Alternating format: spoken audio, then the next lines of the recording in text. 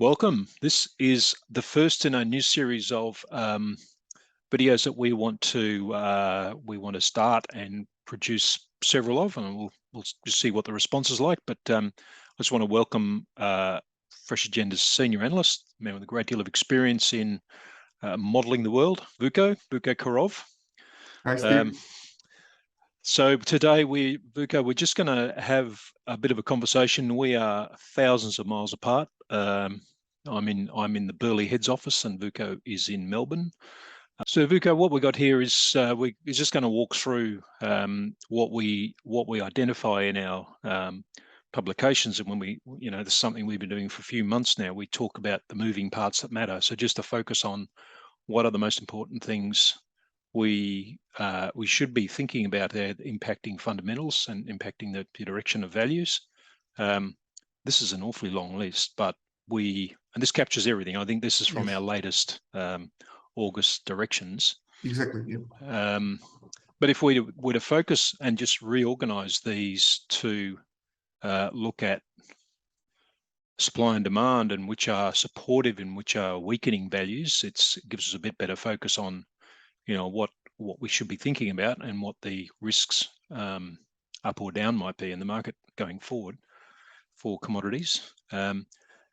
And so this is quite a comprehensive list. This is not everything we look at, and certainly we look much wider than this. And I guess what we also look at are things that are emerging and things that might be causing some price action in the very short term that are indicators of things to come that will eventually flow through to fundamentals. But I think there's also a number of other things around the outside of this. So today's session, we will just focus on a couple of these and do some walking through the implications. So firstly, we'll look at the issue of China. Plenty of milk, it seems, in the short term, with some stalling of demand, and that's still playing out. We'll join that with what's going on in New Zealand. So where we're heading here is obviously what's going to happen to the whole milk powder balance sheet, and what might that look like with those two opposing forces. Some of the new features that we use, and we profiled this in our little weekly video, but Vuko, you've been doing a lot of work in the last couple of weeks. Exactly. to break so we have a core model, the DTS Live, which is our major platform. What we've developed to pull out of that is a submodel. They're closely linked, but to pull out some of the more decision sensitive material, risk management tools. We're looking at essentially a what if model really is what we're looking at, but also some of the insights on supply and demand. Some things flowing into, what does it do? What does that mean for milk value? So this tool is a lighter model. A range of outputs we've highlighted there, which are more pertinent to short-term decisions and impacts of change on the fundamentals. So we're going to play with the DTS tools today in this session. But firstly, look, if we're talking about whole milk powder, Vuko, you pulled out a couple of stunning charts here. So tell me what we got here. Yeah, we have two charts on the screen, Steve. On the top left, what we are comparing is the GDT Fonterra regular whole milk powder price as a simple monthly average since 2011. Exactly. It's a C2 price, yeah. Okay. Yeah, and then we are comparing that price to the Freshagenda's DTS Live projected fundamental value for Oceania whole milk powder. So that is the orange line on that chart, and it's pretty much the in-sample forecast we have developed as part of our econometric modeling. Yeah, okay. So essentially that's what our formula, our forward-looking formula is based on. Exactly, yeah. So if we cast that formula back, we're looking to pick up the major movement. So what's the percentage fit of our whole milk powder PFVs to historical? Not just whole milk powder, but in general, in the DTS Live, we currently have 21 econometric models, and those are product region specific. Yep. So we include models in Oceania, Europe, and the US. And generally, they tend to be, the R square tends to be 90% plus You'll notice very interesting thing on the top left chart. The feed has been very close, since 2017 or so. Obviously, the markets have evolved over time, and the factors impacting value have also changed. Yep. That's very interesting. Now, moving to the other chart to the bottom right, we're also comparing the whole milk powder PAV from our DTS Live, but now to the NZX spot simple weighted average price of skim milk powder / butter. Yep. And you've noticed how in recent months those two values have separated, which I think is a global phenomenon now and emerging, not just in Oceania, but also in the US class 3, to class 4 market. So a lot of our clients are paying attention to these diverging trends, and it's really a new phenomenon. So I guess what this boils down to is the whole milk powder balance sheet's heavily exposed to some of its own factors, which take it away from the intrinsic underlying value of protein and fat. So we see that in the GDT results, don't we? We run a chart which shows that difference between the whole milk powder price and if you overlay various protein and butterfat series, you get quite a departure. So it's an important thing to think about this, because that's a lot of people are dismayed by this, and surely that means whole milk powder's got to rebound. Surely it's got to correct. That's one of the interesting things around this. Will that correct? It's going to take either a change in supply or a change back in demand that might pull that back, I guess. Let's go to China, because what we've observed a few things that are, as we look at the indicators, and we pull out an interesting indicator in our work of a whole milk powder balance sheet from data we acquire in China. But some background settings we're also seeing are quite important that might be influencing that. So the milk price, the farm gate milk price, and we know there's a big range of milk prices paid in regions in China. There isn't one price, and there's an average that's published. We think it's an average. Who will ever know? Published by the government. That was trending lower for some time. It's just started to kick up again. When you look at the bottom there of how tight the milk price over feed margin, it's taking that same milk price and putting it over the reported prices in China. I think the Dalian we use for those reported prices for feed. I mean, we've got some pretty tight margins for feed in that region. So if milk is tight because of supply, and we're only just seeing the milk price start to tick up, you'd indicate there's a bit of stock around. Milk is a bit loose. So Vuko, what you're talking about is this chart we pull out of our analysis, which shows by the end of July, if you think about that, if we have loose milk, we've got demand picking up, we think slowly, and for the major milk companies using up packaged milk, stocks of packaged milk. But as yet, whole milk powder stocks haven't got to an uncomfortable state. Exactly. Yeah, they've been lower in the past, like 2019, obviously. But the interesting comparison, which we talked about earlier in the week in our other video, was that we've got a very similar line to last year in that stocks to use line, but an incredibly different situation. It is incredibly different, yes. Yeah. So we're pretty comfortable, and we go back to 2019, we were operating at much lower stocks to use in that market ahead of the big shipping period. So I think it's interesting now too. Okay, so let's leave that aside. Let's go to look at the DTS tools model. So Vuko, we have the front page of the DTS tools. Let's start playing with some variables. If we go to, I guess the dashboard is the best place to start. So this is a pretty busy page, but what we see there, maybe bring that up a little bit, and so we see a bit better. Yep. This is the New Zealand whole milk powder balance sheet, and a turnover index, that chart on the top left. Exactly.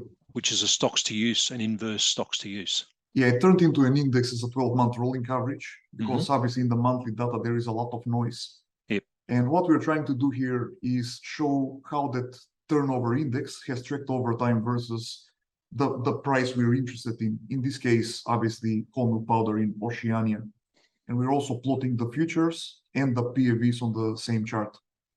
So you talked about a separation which occurred in that fat and protein underpinning value Yes. for whole milk powder, and that's probably evident in that chart in the middle of first half of 21 where that started to occur. But it's just interesting how that line has followed down that balance sheet, the turnover we measure. Our PFVs from the end of August, our analysis at the end of August, Yes, tracking lower than the current futures values.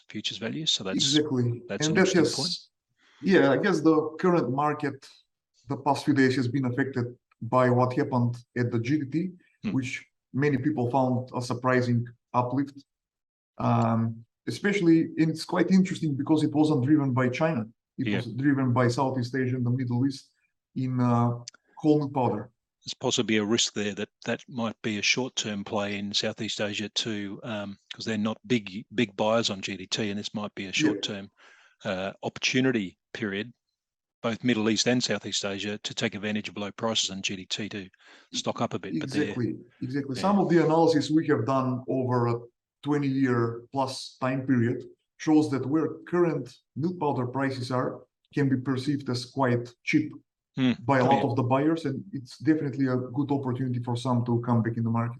Okay, so let's play with this and see what if we think there's a now in our base case we've got a view there. If you go to milk powders trade, I think if we look at what we've got with assumptions with China, and there's your import curve on the right there projecting forward, the black line.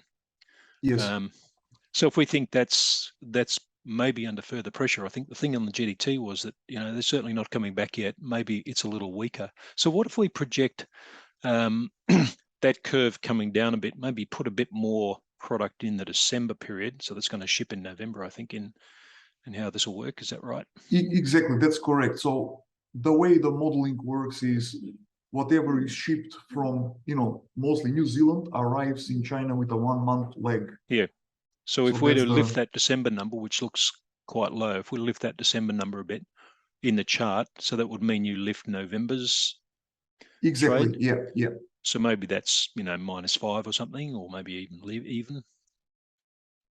Let's try with -5 first. Yeah, and that's such a large market month, and it's obviously created an impact on the global shift of about 16,000 tons. Yep. So let's say that curve. Let's say the peak in that shipping period isn't as essential anymore, and that we start to see a flattening of that shipping curve. So if you start to lower the trade in those bigger months, maybe there's a little bit more in December, maybe in we see January come down. So if we just lift that December period a little bit, Vuko, so it dips quite sharply. Yeah, that means we have to change the November shipments to arrive in China in December. And then maybe cut the January number quite a bit and push it into early next year. So maybe instead of -10, we do -30. Yeah. It's a big, and then you probably lift up February. Yeah. And then push up March, April. So we are, over time, what we got there is we end up with about a bit over 15,000 ton difference of what we're effectively pushing out, right? Yeah, that's a change from the baseline scenario. Yeah. So it has, what you've done, it has, however, brought up the PFVs later. I guess it dipped earlier and brought them up a bit later. Is that what? Yeah, we're coming closer, I guess, to the futures line. We can show the absolute numbers when we click on PAVs here. Yep. We have what currently all the regions are projecting. Yep. And in Oceania, it created in the short term more than $120 impact on the value, with a lower impact going forward. Yeah, so it's actually not been a negative thing. We've actually given China a bit more trade there, I think, in those numbers, haven't we? Exactly. Pushed it out a bit longer. So what did we end up doing in total terms? So in total terms, these two charts, I think, summarize the situation. Yeah. sort of a 30,000 ton plus impact in November. And then as you go forward, it's roughly, 18,000 tons, which in milk equivalent translates to about 135 million kilos. So if you go back to the trade page, what's our annual picture there for China? We go from, okay, so we go down to 700 in the 22 year, but in the season, we go to the season, we're up a little bit next season. We have a big dip this year, but we're going up a little bit next season. That's ending June 2023. Yeah, so maybe we were a little bit generous there. Maybe March might be a little bit lower. You could just tweak that a bit lower. Perhaps that might be more realistic. So that you pull a bit out of February. Yeah. Yeah, and obviously that had immediately an impact there and on the PAV. Yeah. Okay. So let's go to the other part of the equation, New Zealand milk, which we're hearing some snippets, obviously, that we see them in the PGIs that are being reported by NZX, Yes. and we see lots of rain symbols moving across that country. So we've got a number in August which we think is -2, down 2%. Yeah, looks optimistic at this point, Steve. It does look, yeah. So it could be another 4 or 5, yeah. So let's pull that down 5. And if we pull September lower as well, -2. We see that PFV moving up, don't we? We're tightening whole milk powder a bit here. Exactly, and I think this is what the market is currently reading, and that's why our PFVs are closely now matching where the futures are. Yeah. Just wanted to mention this third chart to the top right. Yep. It shows the monthly impact on the baseline from that milk production change, where the left axis is million liters in the month, and the line, which is the right-hand axis, is the cumulative impact. So those 2 months that we changed in New Zealand sum to about 80 million liters of milk. Yeah, so that's what caused the impact. Yeah. That's tightening it a bit. Let's go back to China. I think, look, what's interesting. So let's say it's a bit worse. Okay, let's say that we see a much slower recovery in demand, and we don't see the need for such greater shipping in that peak period. Let's get a bit drastic. So if we see that that December number in your table go down 40%.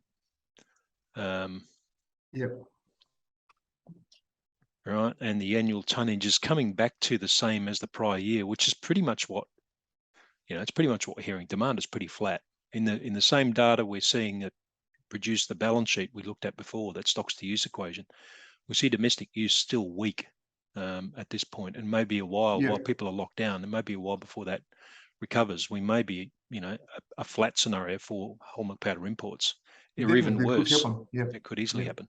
So if we see that falling, but look at our PFE, it's not moving around. The supply side has tightened it up a bit.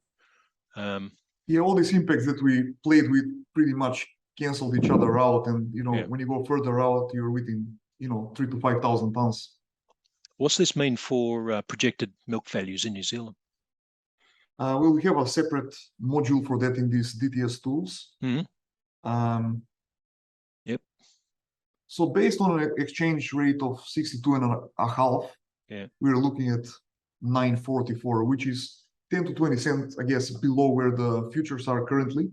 But obviously the exchange rate has a large bearing on where we end up. Which has moved quite a bit recently. Yeah. So 62.5 looks optimistic at this point. This is reflecting your changes. Exactly. It's a live forecast. Live calculation. So what we've got here is the GDT results that have happened, that flows through, and you're assuming our PFVs pick up the rest of the sales on GDT that will come from here on through the season to inform the milk price. Correct. So we have to do quite a bit of damage to Chinese demand. It would have to be negative before we start biting into that milk price outlook.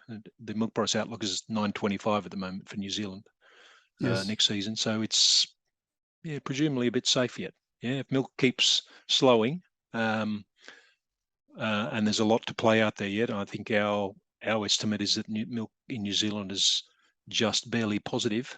Just above flat, like we have 0 plus 0.3 over the full season. Yep. And milk production in New Zealand now for 7 or 8 seasons has been flat or falling. Yeah.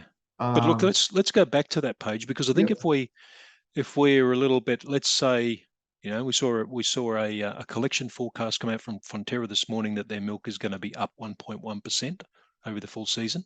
Yeah, I mean, the second half of the year obviously will have some positives. So Vuko, if we actually move up those, let's do up December, January, February, so we end up with 1% over the season. Yeah, let's see how much it will take. They'll need to be bigger. Yeah. And maybe a bit towards the end. Yeah. Okay, Yep. that's getting close. All 1% right, so growth over the full season. Yeah, so if that occurs, and we have China a little bit of growth over last year in demand, and we don't have any other response from other regions, or we've got them pretty flat. We've got our PFEs pretty much back to where we started at this call, right? Exactly. We're probably even lower given where the net impact on the global balance sheet is. In cumulative milk production impact, we're looking at 150 million liters with all these changes. Yeah. So relative to base, we're 0.7 percentage points higher now, even though we tweaked August and September to be lower. Yep. So let's go back and look at that New Zealand milk value. So 924. Exactly. Right on. Yeah. That's what they're thinking. Okay, that's interesting. That's very interesting analysis, Vuko. This will be a session. This will be a theme we'll continue. What we're going to look at in future, the next upcoming events in this series. We're going to be looking at the European skim milk powder situation and what changing the developments in the supply of milk and the production of skim and butter in Europe. And I think we've also got a little session on US cheese. No, definitely both of them are very exciting sessions to do, given how unpredictable European weather has been in the outlook for their milk production in coming months. It's a big what if variable in the global market, so I'm looking forward to that session. Okay, well, thanks for watching, everyone. That's where you can find each of us, and there's a link to our Global Dairy Directions website. That's all from us, and we'll see you soon. See you soon.